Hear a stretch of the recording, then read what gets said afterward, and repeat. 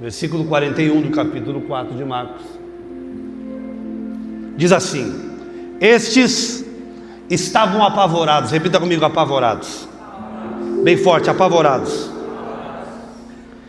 E nesse pavor, eles perguntavam uns aos outros: quem é esse? Repita comigo: quem é esse? Bem forte: quem é esse? Que até o vento e o mar lhe obedecem. Feche teus olhos. Pai, obrigado pela tua palavra. Obrigado porque a tua palavra é espírito e vida. Fala conosco nessa manhã, ministra os nossos corações, que possamos ouvir a tua voz, aprender de ti e receber de tudo aquilo que o Senhor tem preparado, Senhor. Que nada, absolutamente nada, roube a semente da tua palavra dos nossos corações. Espírito Santo de Deus, que aquilo que o Senhor projetou, preparou para essa manhã, seja entendido não na nossa mentalidade apenas, mas no nosso espírito. Que possamos, Senhor, usufruir da totalidade do que o Senhor preparou. Que enquanto a palavra é pregada, os nossos olhos se abram para ver a revelação de quem o Senhor é. E que nós possamos sair daqui conhecendo um Cristo que nós ainda não conhecemos. Em nome de Jesus, amém e amém. Olhe para cá. Por que os discípulos fazem essa pergunta? Certamente eu e você já vivemos a nossa vida tempestades. Quem já viveu tempestade aí, dá um amém. 2 pessoas, vou perguntar de novo para você não mentir. Quem já viveu tempestade na vida? Agora, vou estreitar um pouquinho. Quem já viveu aquela tempestade que você falou: meu amigo, se eu sair dessa aqui eu estou no lucro? Quem já viveu assim? Os discípulos estavam enfrentando essa tempestade. Eu preciso que você saiba que essa tempestade que eles estão enfrentando não é qualquer um que está enfrentando. São homens que eram peritos, eles eram do mar. Eles conheciam o vento. Quem lembra aqui na antiguidade, quando o cara queria saber como é que estava o vento, que fazia assim? Quem já viu esse sinal assim? O que acontecia, pastor? Até hoje eu não entendi esse mistério. Você molhava o dedo, você sentia o vento. Mas tem pessoas, o pastor daí, que conhece, ele olha para o céu assim, não tem uma nuvem, e ele diz: vai vir chuva de lá. Eu falei: ele está maluco. Porque pelo soprar do vento, eles que são do mar conhecem. Só que nesse dia se levantou uma tempestade que eles não estavam esperando. Diga para quem está do seu lado: existem tempestades que se levantam, que nós não estamos preparados. Mas eu tenho uma boa notícia para te dar. Você pode não estar preparado, mas tem um Deus que cuida de você, que está sempre preparado. E aconteceu que eles caminhando, pode baixar um pouquinho o retorno, eles caminhando com esse Cristo, eles vão viver uma experiência que vai revelar para eles um Cristo que eles ainda não conheciam. Porque eu preciso entender que existem muitas ideias erradas de quem Ele é. E para que eu entenda quem é esse, eu preciso primeiro saber quem Ele não é. Para que eu entenda quem de fato Jesus é primeiro, nós precisamos desconstruir as mentiras que foram nos faladas sobre Ele. Eu preciso que você saiba, primeiramente, quem Ele não é. Pastor, quem Jesus não é? Jesus não é juiz. Eu vou repetir: Ele não é juiz. Quem sabe te apresentaram um Cristo que estava sentado no trono com um chicote na mão, esperando o primeiro deslize que você vai ter. Quem sabe você veio de uma criação igual a minha, que quando você fazia a sua peripécia, Alguém dizia: não faz isso que Jesus castiga. Aí na sua cabeça apresentaram para você um Cristo que é juiz, que é punidor, que está só esperando você escorregar para pesar a mão sobre você. Eu tenho uma notícia para te dar: Ele não é esse. Ele não é, deixa eu dizer, Ele não é um milagreiro simplesmente que veio a essa terra para fazer milagre. Ele não é simplesmente o líder de uma seita religiosa. Ele não é o criador de uma religião. Ele não é simplesmente o carpinteiro. Eu preciso dizer isso para você: ele não é um justiceiro. Ele não é o criador de uma religião pseudo-política. Escute isso: saber quem Jesus não é o primeiro passo para você entender a profundidade de quem Ele é. Sabe por que tem muita gente que não vem para a igreja? Porque ele não julga o Cristo pelo que Ele é. Ele julga o Cristo pelo que falaram que Ele é. Vou fazer a pergunta e você responde. Você já teve algum conceito de uma pessoa e depois que você se aproximou, começou a se relacionar, conheceu, você disse: cara, que loucura? Quem já teve? Meu Deus, eu te achava metido, te achava arrogante, te achava uma pessoa, cara, como tu é uma pessoa legal. Alguém já teve isso? Por quê? Porque você julgou a pessoa pelo pré-conceito. Repita comigo: preconceito é a maior injustiça que nós podemos conhecer. Por como você vai ter um conceito daquilo que você não conhece.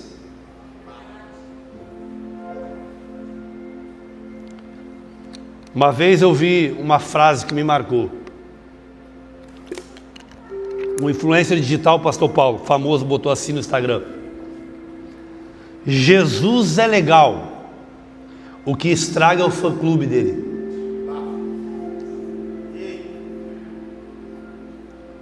Eu falei, eu sempre gostei de meditar, de pensar. Tem um fundo de verdade naquilo que ele escreveu, tem um fundo de verdade naquilo que ele enxerga. Porque ele está dizendo o seguinte: ó, Jesus é um cara bacana, mas o fã-clube dele, vírgula, ele está se referindo à igreja, estraga. Só que ele não entendeu que Jesus não está desassociado do fã-clube.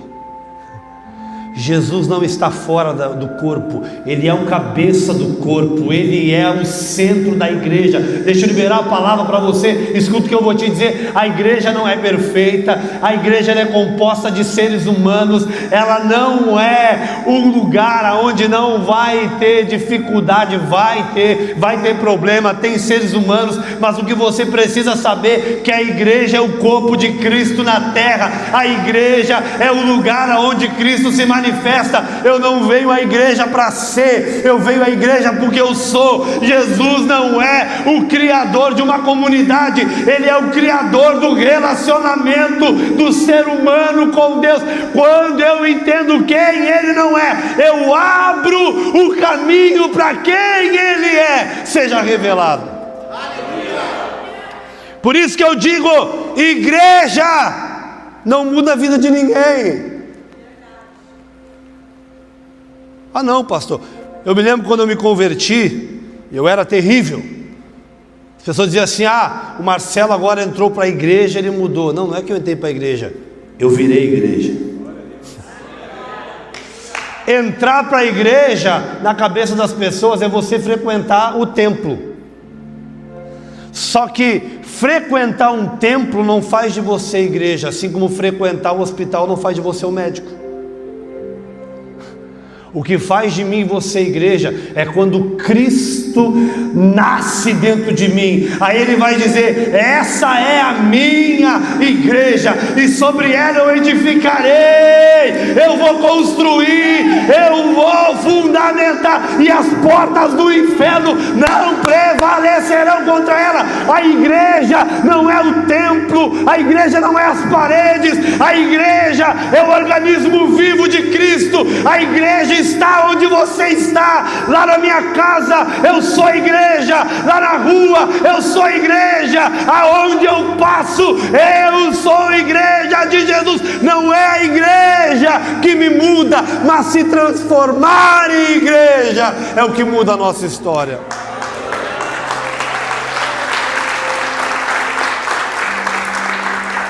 É por isso que tem muita gente que frequenta há muitos anos, frequenta a igreja, mas nunca se converte.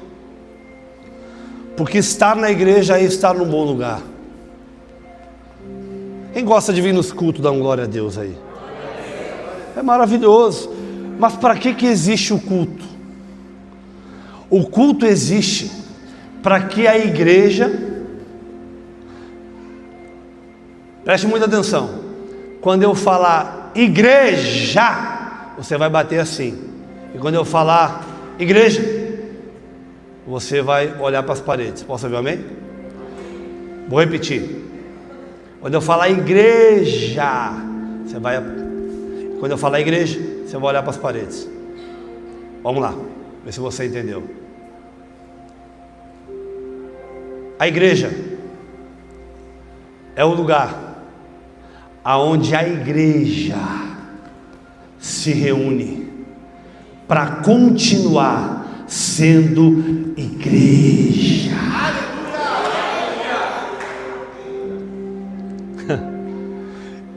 Eu não venho para igreja. Tem gente que não está fazendo, vamos lá. Eu não venho para a igreja para ser igreja, porque eu sou igreja, é que eu venho na igreja. Sabe por quê? Quando o anticristo se manifestar, a primeira coisa que ele vai destruir vai ser a igreja. Olha para essas paredes aí. Quando o anticristo se manifestar, a primeira coisa que ele vai fazer é fechar os templos. Mas está para nascer anjo no céu, homem na terra e diabo no inferno que possa parar a igreja de Jesus. É por isso que nós cantamos: a perseguição não parou a igreja, o inferno não parou a igreja, Coliseu não parou a igreja, a perseguição só parou. Sabe por quê? Porque a igreja, ela tem um general, ela tem um Senhor, e Ele é o Cristo que cuida da sua igreja.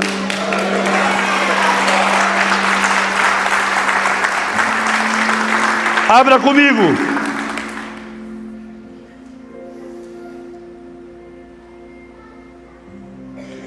Mateus.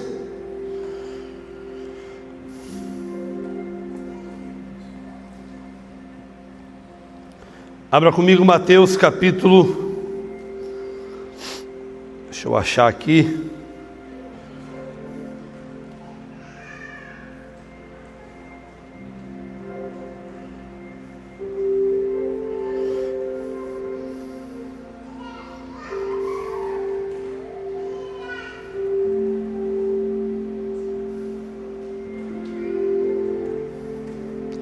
Mateus 17.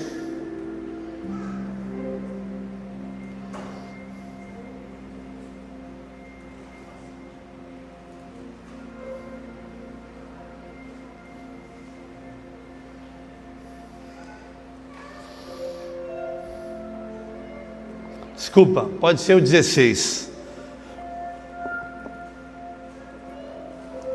Versículo Mateus 16, 18. Isso é importante você acompanhar.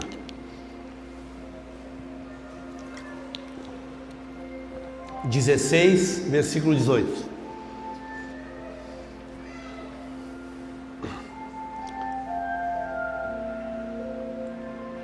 Mateus 16, versículo 18.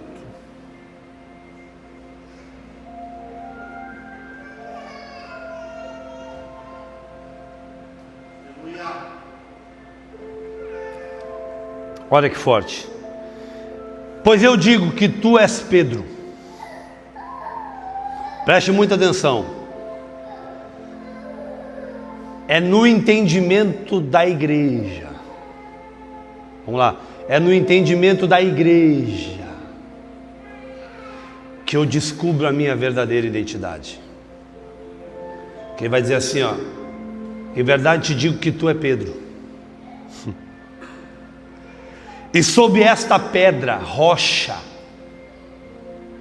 eu vou edificar a igreja. É isso que ele está falando? Ele vai edificar o quê? A minha. Diga para quem está do teu lado: a igreja tem dono.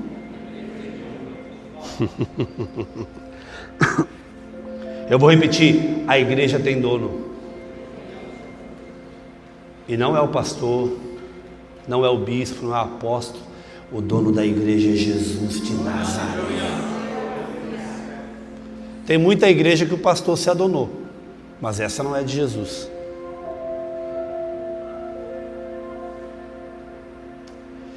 E as portas do inferno o quê? Não prevalecerão contra ela. Deixa eu liberar uma palavra sobre o teu coração para você se alegrar. Pode vir o vento que vier, pode vir a tempestade que vier contra a tua vida, quando você entende que a igreja tem dono, e se a igreja tem dono e você é igreja, não vai haver prevalecimento do inferno contra a tua história. Levanta a tua mão se você crê. Há um cuidado de Deus, há um favor de Deus sobre a tua vida, sobre a tua casa. Se prepare para ver esse cuidado se manifestar a cada dia.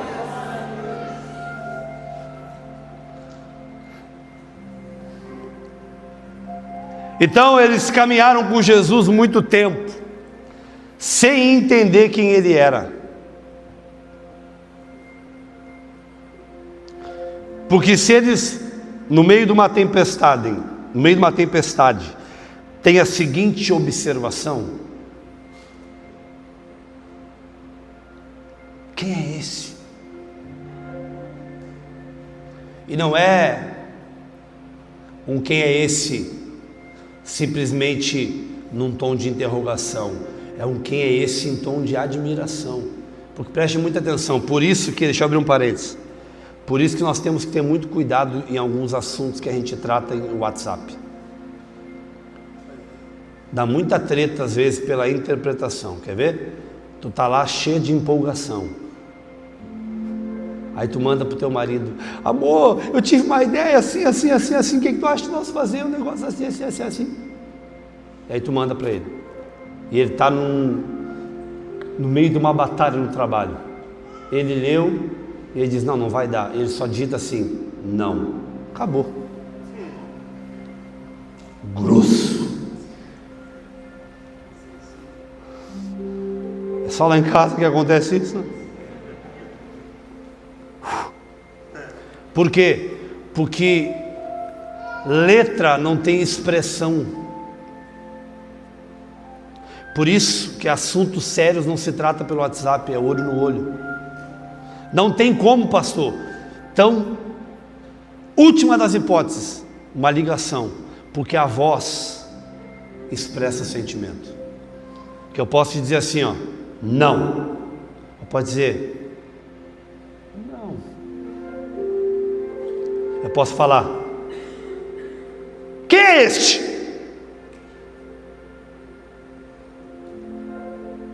Esse quem é este é: quem é essa pessoa aí?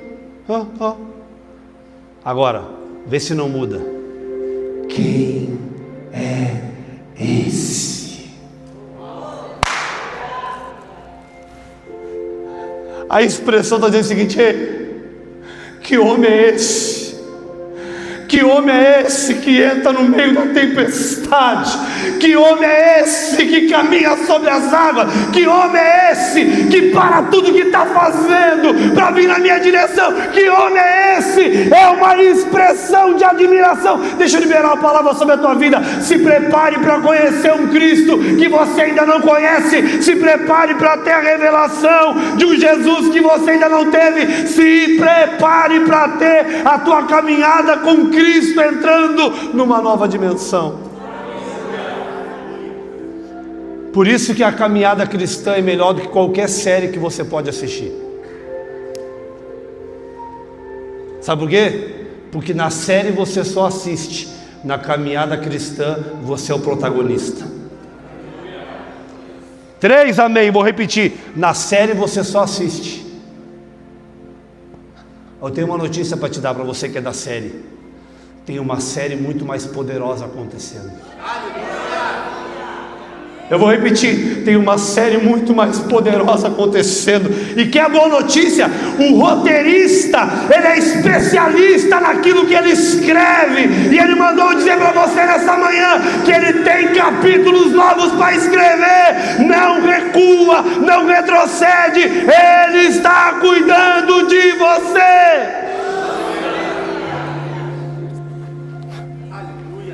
Eu queria entrar, mas não consegui sair da introdução. O que não pode acontecer é nós vivemos uma vida toda sem nunca conhecer quem Ele é. Por que você acha? Eu gosto muito de usar exemplos do cotidiano para facilitar a compreensão. Por que você acha que tem pessoas que se amaram por muitos anos, fizeram juras de amor eterno, e quando tem uma ruptura, o cara quer ver o diabo, não quer ver a mulher, e a mulher quer ver o capeta e não quer ver o ex-marido? Mas dividir a mesma casa, a mesma cama, o mesmo corpo. Por quê? Porque ao longo desse relacionamento não houve conhecimento verdadeiro. Houve um conhecimento do que o outro quer mostrar. Posso te dar uma notícia?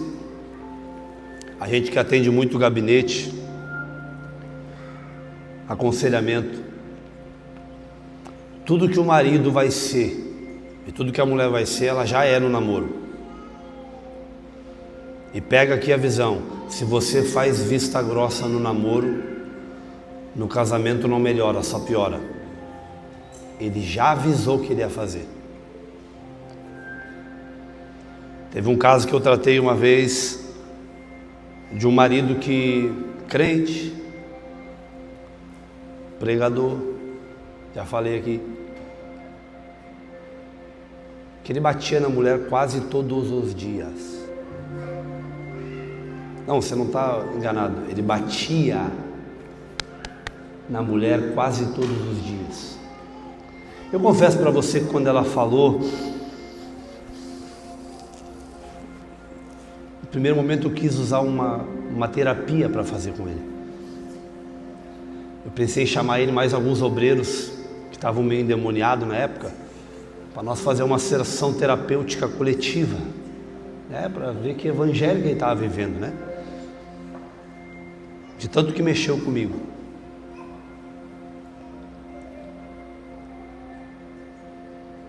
Por que eu estou falando isso? Tem gente que acha que pastor é anjo.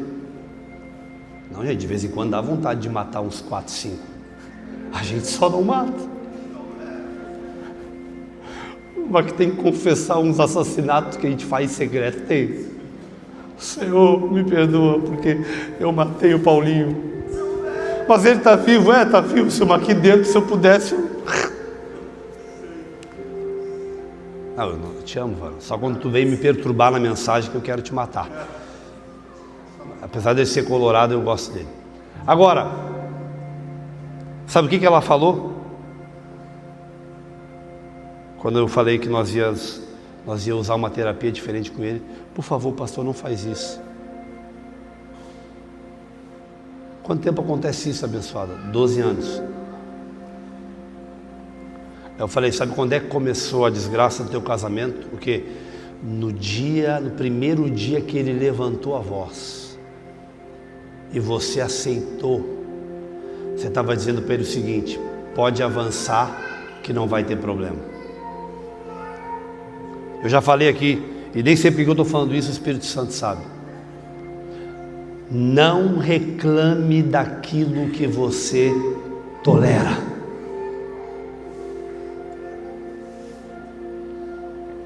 Os assassinatos, os feminicídios só acontecem porque a mulher não deu um basta na primeira.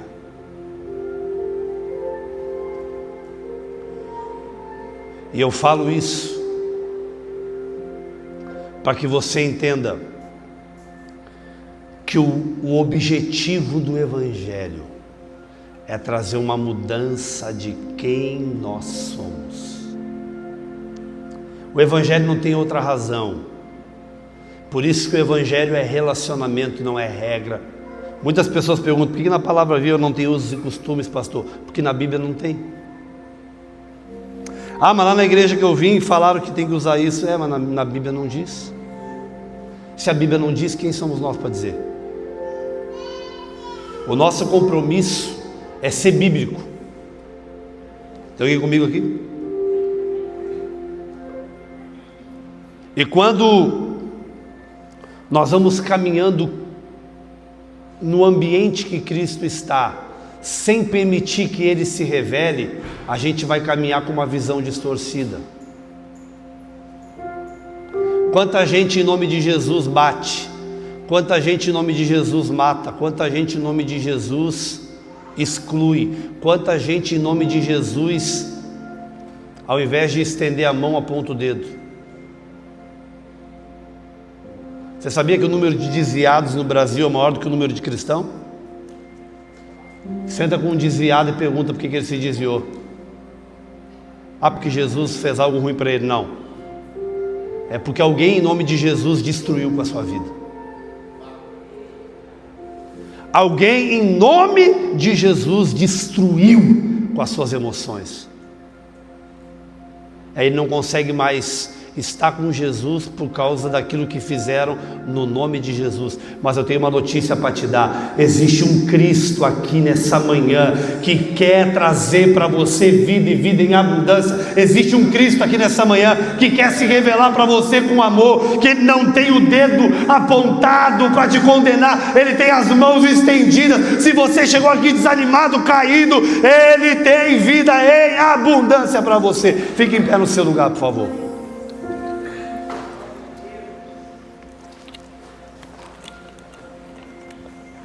Quero orar com você.